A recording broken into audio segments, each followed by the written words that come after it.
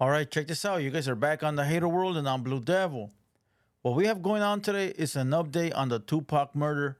We all know that Keefe D has been yapping online, telling the world the whole entire story, all over podcasts like Vlad TV. He's been on a few other ones. And recently, the FBI, I think, or I'm not sure if it was just the Metro Vegas PD, but I believe it was the FBI that kicked down his door and served a search warrant.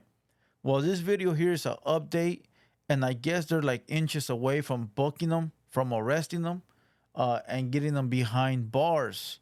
Now, look, before we press play in the video, we all know that if he does get arrested, he brought this up on himself. You know, he self snitched. He went on every podcast available and told the world the entire story. Whether it's true or not, it don't really matter because now you got the feds involved and they don't play. We all know they don't really come out unless it's time to play ball. Other than that, this is a video from Law and Crime. That's when that's like the right now how Y and W Malley is in the court system fighting his case. This is the people that cover that and put it on YouTube. So this page does a lot of like crime TV stuff. Uh, People sent it to me and it also popped up on my feed. So let's go ahead and watch this video together and see what we can pull from it. So with no further ado, let's get you guys a Southsiders reaction. Let's go.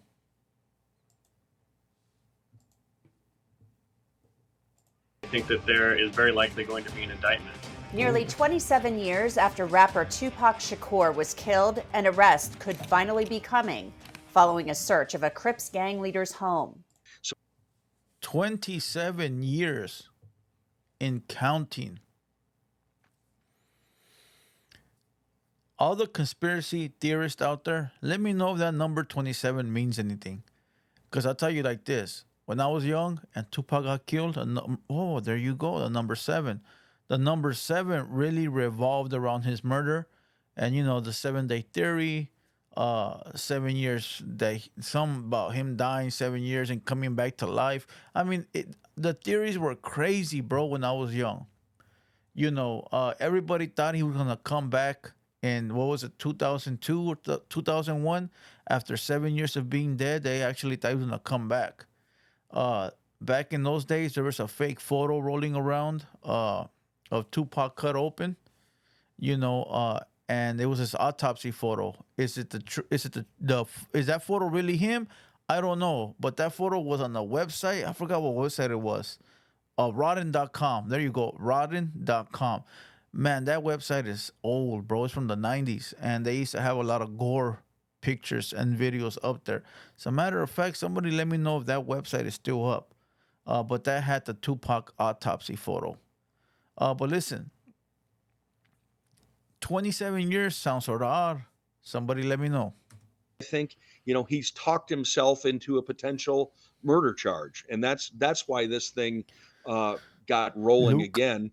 The officer who heard Tupac Shakur's last words and a detective who investigated Tupac's murder discussed the case. The search warrant is a good indication that they have an intention of finally solving this thing officially. Thanks for joining us here on Law and Crime. I'm Anjanette Levy. Tupac Shakur was one of rap's biggest stars in 1996 when he was... Still is. Believe it or not, still is. Shot several times while riding in a BMW driven by Suge Knight on the Las Vegas Strip. Many people thought the case would never be solved, but there's now hope that an arrest could be in the works. Last month, Las Vegas Metro Police executed a search warrant in nearby Henderson. The home is owned by Keefe Dwayne Davis, who goes by Keefe D. For some reason, I thought that fool lived in Moreno Valley. I don't know where I heard it or what podcast I saw it on that he lived in Movell. I think he said the popo came to his pad and he was outside. A South Compton Crips gang leader. Keefe has said in his book, Compton Street Legend, and in interviews, that he was in the car with the man who killed Tupac Shakur. Wow. Want to know the number one mistake people make after being injured in a car accident? not seeking medical attention. The shooter, according to Oh my God. Why is Easy E in the photo with Orlando Anderson? Somebody let me know. Listen, I want to say something real quick. People call me a culture vulture, but I could tell you both their names, right? You got Orlando Anderson on one side from the Southside Crips, and then you got Eric E. Wright on the other, Easy E NWA. Not sure what hood he's from. I guarantee you I probably know, I just can't recall. But the people that are talking about them right now is a white news lady, right? Is she a culture vulture? Why are all the people that are in my comments talking shit about me when I'm from the streets? I belong to the culture. Don't go and tell that white lady something. Go tell that white lady something. Come on. What you waiting for? Or what's the excuse? Oh, they're just reporting on the news? The fuck you think I'm doing? Oh, but I got tattoos. I'm a gangster, so you don't like it because I'm the op. You's a bitch. Keefe D, his nephew, Orlando Lane Anderson. This is what Keefe D told BET's The Death Row Chronicles. You said the shots came from the back. Big Dre, Orlando. Who shot Tupac? The keeper for the code of the streets. It just came from the back seat, bro. The shots that Damn. killed Tupac Shakur were fired on the Las Vegas Strip on September 7th, 1996. Earlier that night, Tupac, Death Row Records CEO Suge Knight, and their entourage went to the Mike Tyson fight at the MGM Grand. Keefe D and his nephew, Orlando Lane Anderson, and two of their friends were also there. Keefe D told LAPD Detective Greg Kading more than a decade ago, in a proffer that couldn't be used against him, that the shooting was retaliation after Tupac jumped Orlando and beat him up at the casino. Surveillance cameras recorded the fight. Tupac was angry that Lane had stolen his necklace years prior in Compton. See, that's another lie that this culture vulture doesn't know. They didn't take Tupac's chain. They didn't take his chain. They took one of the Death Row entourage. Trevon, what was his name? Trevon? I think that was his name. He was part, what was his name? He was part of the Death Row camp, and they took his chain. They didn't take Tupac's chain. So, you know, you crybabies in the comments, go tell that white lady something. Tupac, Suge Knight, and the entourage left the casino quickly. Later that night, Chris Carroll, a sergeant on bike patrol with the Las Vegas Metro PD, was the first officer to arrive after Tupac was shot. Suge Knight, who was the driver, he had exited the vehicle, and he's just shooting blood out of the side of his head. He's flowing blood out of the side of his head, and he's running around screaming and yelling. So what had happened, as it turns out, is he had been shot in the head, and the bullet penetrated his scalp, but not his skull. So he's... You know, the only one that could really tell you who killed Tupac is that man right there. I don't give a fuck what anybody says about Keefe D, this guy, that guy. They could all be lying, bro. You don't know that. You know, the only person that actually knows is that man right there, bro. He saw. And he's probably the only person left alive. Yeah, of course, Keefe D could say this, could say that, he was there. But there's no evidence of that, bro. It could be just him hyping it up to get clout off of it right now. He gained money, writing a book, being interviewed, you know, doing what it do. But this guy is the one that actually does know.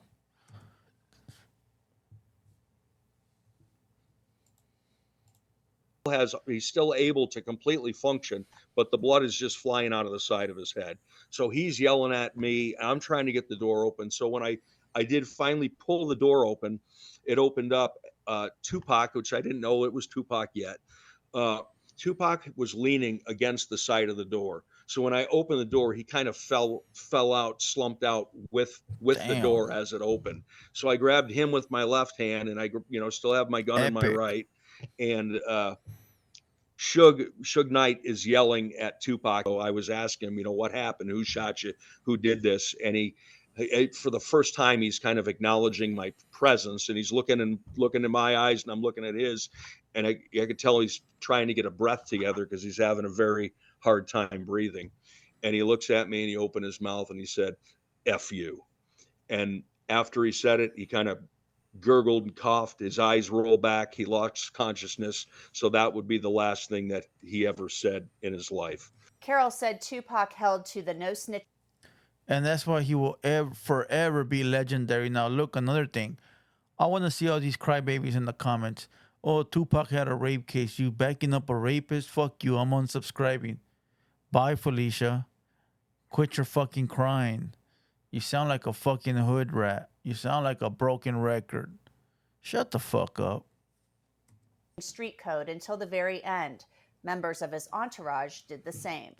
Nobody saw anything. They've got nothing to add. We have no idea. We don't know what happened. Nobody saw anything. A couple of them even said, "We take care of this stuff ourselves." And you know, Facts.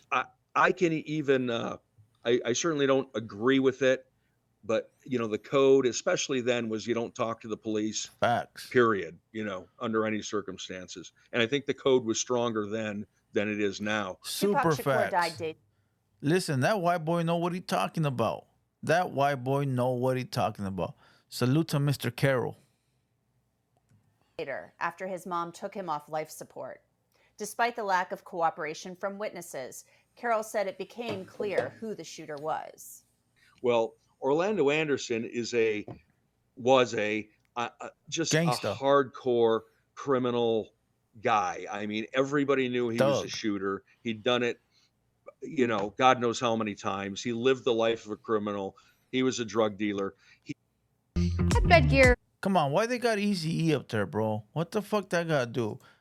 Poor Eazy-E, and I'm trying to remember what gang he's from. I know, bro. I just can't fucking think of it right now. It's one of those things that just comes to you later. Allegedly robbed Tupac of a chain he was wearing in Compton. And that was, I guess, the start of the hate between the. Somebody let me know if I'm wrong. I know it wasn't Tupac they robbed. Trayvon Lane? What's his fucking name? It wasn't Tupac, bro. Was that he robbed him. So The following spring, in March 1997, someone shot and killed the notorious B.I.G. in Los Angeles. Years would pass without an arrest in either murder. LAPD Detective Greg Kading was later assigned to a task force to investigate Biggie's murder. We were looking at the cold case reinvestigation of Christopher Wallace, Biggie Smalls. But there had always been speculation that Tupac and Biggie's murders were somehow connected. Facts. And so one easily kind of migrated into the other. But yes, initially we were just looking at Biggie's murder. But once we got Keefe D cornered and he confessed to his role in Tupac's murder, we began to look further into that. Kading says Keefe D told him what happened the night of Tupac's murder in a proffer. Look at that right there, my boy. You see that? Vlad TV.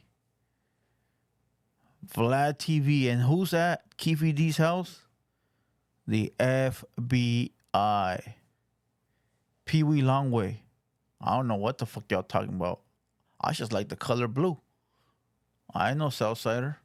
I just like the color blue. Shit, I ain't no Gator Crip. I just like the color green.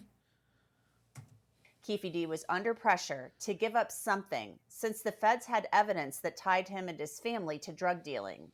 Orlando Anderson couldn't be prosecuted because he was murdered a year after killing Tupac Shakur. When Keefe confessed, he implicated the other co-conspirators.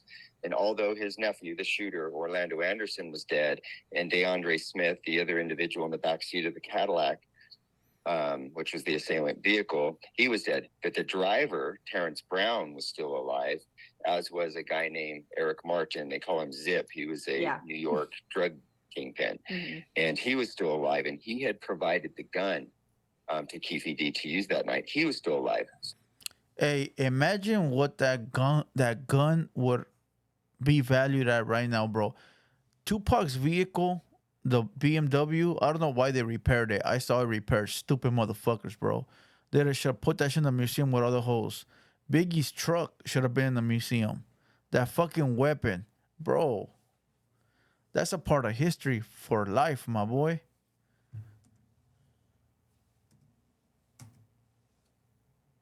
Come on, man. What our strategy was is to get Keefe D signed up as a informant, Wow. and then use him to try to make headway into those other individuals. So that was our strategy, was to use Keefe D as a law enforcement The tool, weakest link, essentially, in order to try to get the other people to make incriminating statements. Kading said the co-conspirators didn't give anything up to Keefe D. Fast forward to 2018, 3 years after filmmaker Mike Dorsey and Kading produced Murder Rap inside the Biggie and Tupac murders. I reached out to Las Vegas police back in 2018 and alerted them when Keefe started doing these public interviews for the first time, starting with BET, his Death Row Chronicles interview that he did. And then subsequently, he's done a ton of YouTube interviews where he suddenly started talking very publicly about things that he had only discussed with police, as part of his proffer deal prior to that. They came out and interviewed me at my house. And that is the same detective who's leading the case now. So they reopened the case basically because we kept pushing for this to happen and kept telling him, look, he's telling this now, to the public. Damn, so this is the reason why the Popo investigated once again? Look at that's what a rat looks like right there. I wish I had some slices of cheese to throw at the screen. Yeah, but Keefe D shouldn't have been running his mouth. Keefe D shouldn't have said nothing, bro. He should have, I don't know shit. R.I.P. Tupac. Something, that he does not have immunity for. Last month, police seized electronics, .40 caliber ammunition, copies of Keefe D's book Compton Street Legend, marijuana, a Vibe magazine with Tupac on it, and a tub of photos from Keefe D's house. Dorsey says the search of Keefe D's home took him a little bit by surprise. Like this guy, how many times can someone tell you they did it and their crew was a part of this before you believe them and take action? And like you said, he wrote his book, which was for me, it was almost like a 220-page confession to what him and his crew allegedly did that night in Las Vegas.